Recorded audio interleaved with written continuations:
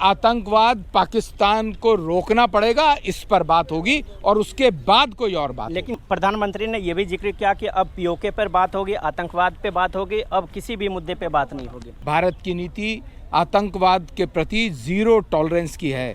पाकिस्तान की तरफ से अगर गोली दागी जाएगी तो उसका जवाब गोले से दिया जाएगा। जो पनोरमा ग्रुप जो सोचता है वो करता है। हमारे साथ बातचीत करने के लिए केंद्रीय मंत्री हर्ष मल्होत्रा है। सर, क्या कहेंगे, आज तिरंगा यात्रा निकाली गई। भारत की 140 करोड़ देशवासी आज प्रधानमंत्री जी के साथ खड़े हैं, देश की सेना के एक एक जवान के साथ खड़े हैं। भारत की नीति आतंकवाद के प्रति जीरो टॉलरेंस की है। पाकिस्तान की तरफ से अगर गोली दागी जाएगी तो उसका जवाब गोले से दिया जाएगा, जो कि दिया गया है। आगे भी किसी भी तरह के पाकिस्तान के द्वारा किए गए आतंकवादी हमले के खिलाफ भारत की सेना बिल्कुल तैयार है और उसका जवाब भी बिल्कुल मुस्तैदी से दिया जाएगा। प्रधानमंत्री ने साफ कहा है कि अब न्यूक्लियर ब्लैकमेल नहीं होना। भारत कभी ब्लैकमेल नहीं होता है। अगर भारत के अंदर आतंकवादी घटना होगी तो उसका जवाब पाकिस्तान के घर के अंदर घुस के दिया जाएगा, जो कि दिया गया।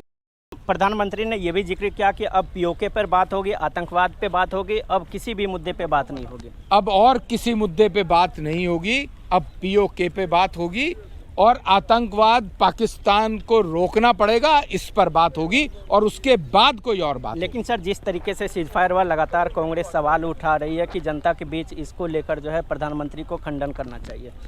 अगर पाकिस्तान सीजफायर का उल्लंघन कर रहा है तो उसका जवाब भारत की सेना बिल्कुल तत्परता के साथ प्रिसाइजली दे रही है। लेकिन सर, इसी बीच ट्रंप का एक ट्वीट आता है, वो बोलते हैं कि हम कश्मीर को मुद्दे को हम सुलझाएंगे और दोनों को टेबल पर बैठा के भारत और पाकिस्तान को हमने समझाया, इसीलिए ये सीज फायर जो हुआ। पाकिस्तान ने आतंकवादी घटना की तो भारत की सेना ने पाकिस्तान के 9 आतंकवादी ठिकानों को बिना किसी से बात किए, केवल प्रधानमंत्री जी ने जब सेनाओं को फ्री हैंड दिया कि जो तुम्हें ठीक लगता है वो करो, तो प्रिसाइजली केवल उन्हीं आतंकवादी ठिकानों पर हमला किया। उसमें किसी का कोई हस्तक्षेप नहीं था, ना है ना होगा। प्रधानमंत्री ने यह भी कहा कि खून और पानी एक साथ नहीं। सर, आखिरी सवाल।